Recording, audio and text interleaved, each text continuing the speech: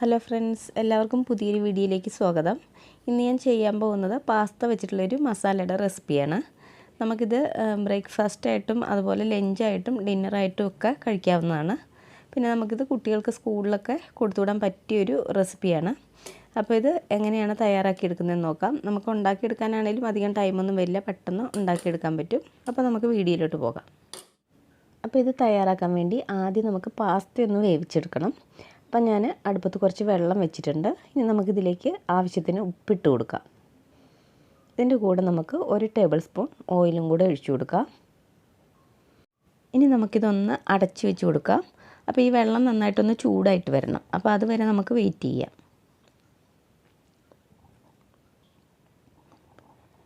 ഇപ്പോൾ നമ്മുടെ വെള്ളം അത്യാവശ്യം നന്നായിട്ട് ചൂടായിട്ടുണ്ട്.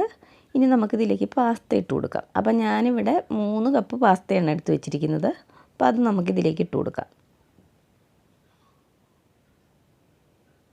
ഇനി നമുക്കിത് നന്നായിട്ടൊന്ന് ഇളക്കി കൊടുക്കാം. ഇതിന് നമുക്ക് അടച്ച് വെച്ച് കുക്ക് ചെയ്യേണ്ട, ഇതുപോലെ തുറന്ന് വെച്ചിട്ട് തന്നെ കുക്ക് ചെയ്താൽ മതി.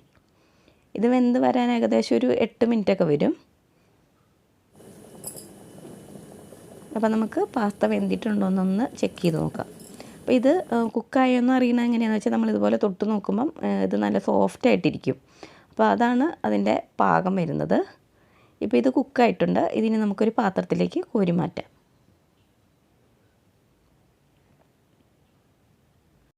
ഇനി നമുക്ക് ഈ പാത്രത്തിലേക്ക് കുറച്ച് ഓയിൽ ഒഴിച്ച് കൊടുത്തിട്ട് ഒന്ന് ചുറ്റിച്ച് കൊടുക്കാം. അതിനുശേഷം ഇതിലേക്ക് ഒരു 2 മുട്ട പൊട്ടിച്ചിട്ട് കൊടുക്കാം. ഇതിനെ നമുക്കൊന്ന് ചിക്കി കൊത്തിയെടുക്കണം. അപ്പോൾ ഇതിൽ കുറച്ച് ഉപ്പും അതുപോലെ കുരുമുളക് പൊടിയും ചേർത്തിട്ടുണ്ട്. ഇതിനെ ഒന്ന് ഇളക്കി കൊടുക്കാം.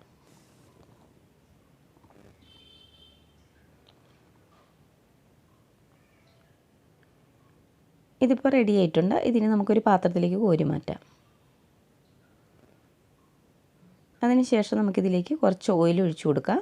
അപ്പോൾ നമ്മൾ ഓയിൽ ഒഴിക്കുമ്പോൾ ഒന്നെങ്കിൽ സൺഫ്ലവർ ഓയിലോ അല്ലെങ്കിൽ ഒലിവ് ഓയിലോ എടുക്കുക. വെളിച്ചെണ്ണ ചേർക്കരുത്. വെളിച്ചെണ്ണ ചേർത്തിട്ടുണ്ടെങ്കിൽ നമ്മുടെ മസാലയുടെ ടേസ്റ്റേ മാറിപ്പോകും.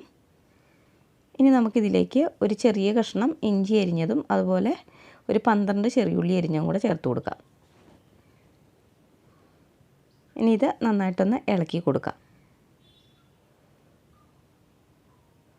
ഇത് അത്യാവശ്യം ഒന്ന് വഴന്ന് വരുമ്പോഴേക്കും ഇതിലേക്ക് നമുക്കൊരു 2 സവാള ചെറുതായിട്ട് അരിഞ്ഞ് ചേർത്ത് കൊടുക്കാം. ഇതിൻ്റെ കൂടെ ഒരു പച്ചമുളകും കൂടെ ചേർത്ത് കൊടുക്കാം. ഇനി നമുക്ക് ഇതിലേക്ക് വേണ്ടുന്ന ഉപ്പ് ചേർത്ത് കൊടുക്കാം. നമ്മൾ പാസ്തയിൽ മാത്രമേ ഉപ്പ് ചേർത്തിട്ടുള്ളൂ. അപ്പോൾ ഇതിലേക്ക് വേണ്ടുന്ന ഉപ്പും കൂടെ ചേർത്ത് കൊടുത്തിട്ട് ഇത് നന്നായിട്ടൊന്ന് വഴറ്റിയെടുക്കാം. ഇനി സവാള വഴന്ന് വരുമ്പോഴേക്കും ഇതിലേക്ക് ഒരു 2 ക്യാരറ്റ് ചേർത്ത് കൊടുക്കാം. അപ്പോൾ ക്യാരറ്റിൻ്റെ കൂടെ വേണമെങ്കിൽ ക്യാപ്സിക്കം അതുപോലെ ബീൻസും ഒക്കെ ചേർത്ത് കൊടുക്കാവുന്നതാണ്. ഇതൊന്ന് വഴന്ന് വരുമ്പോഴേക്കും ഇതിലേക്ക് ഒരു 2 തക്കാളി ഇട്ട് കൊടുക്കാം. തക്കാളി ഒന്നെങ്കിൽ ഒന്ന് മിക്സിയുടെ ജാറിൽ അടിച്ച് ചേർത്ത് കൊടുത്താൽ മതി, അല്ലെങ്കിൽ ഇതുപോലെ വളരെ ചെറുതായിട്ട് അരിഞ്ഞിട്ട് ചേർത്ത് കൊടുത്താൽ മതി.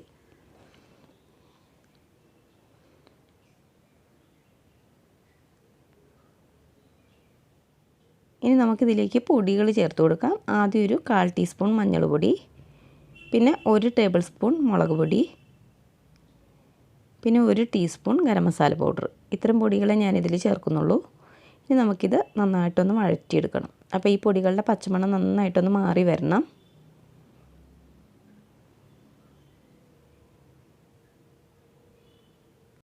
ഇനി ഇതിലേക്ക് നമുക്കൊരു 1/4 കപ്പ് ടൊമാറ്റോയുടെ സോസ് ഒഴിച്ചു കൊടുക്കാം.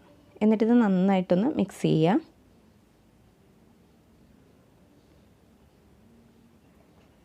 അതിനുശേഷം നമ്മൾ ചിക്കി വെച്ചിരിക്കുന്ന മുട്ട ഇതിലേക്ക് ഇട്ട് കൊടുക്കാം.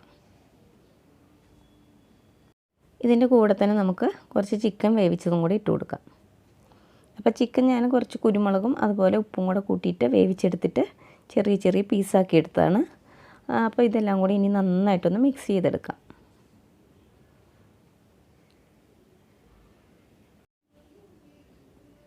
ഇതിപ്പോൾ ഞാൻ എല്ലാം കൂടെ നന്നായിട്ടൊന്ന് മിക്സാക്കി എടുത്തിട്ടുണ്ട്. ഇനി നമുക്കിതിലേക്ക് നമ്മൾ നേരത്തെ ചിക്കൻ വേവിച്ചപ്പോൾ ഉള്ള കുറച്ച് വെള്ളമുണ്ട്. അപ്പോൾ അത് ഇതിലേക്ക് ഒഴിച്ചു കൊടുക്കാം. ഇതിൻ്റെ കൂടെ തന്നെ നമ്മൾ പാസ്ത വേവിക്കുമ്പോൾ കിട്ടുന്ന കുറച്ച് വെള്ളം ഉണ്ടാവുമല്ലോ, അപ്പോൾ അതും കുറച്ച് ഇതിലേക്ക് ഒഴിച്ചു കൊടുക്കാം. നമുക്കിത് ഉണ്ടാക്കുമ്പോൾ കുറച്ച് ഗ്രേവി ആയിട്ട് കിട്ടണം, അല്ലെങ്കിൽ ഇത് ഡ്രൈ ആയിട്ടിരിക്കും, അതൊരു ടേസ്റ്റ് ഉണ്ടാവില്ല. അപ്പോൾ ഗ്രേവി കിട്ടാൻ വേണ്ടിയിട്ടാണ് ഞാനിപ്പോൾ ഈ വെള്ളം ഒഴിച്ചു കൊടുത്തത്. ഇനി നമുക്കിതിലേക്ക് നമ്മൾ വേവിച്ച് വെച്ചിരിക്കുന്ന പാസ്ത ഇട്ട് കൊടുക്കാം.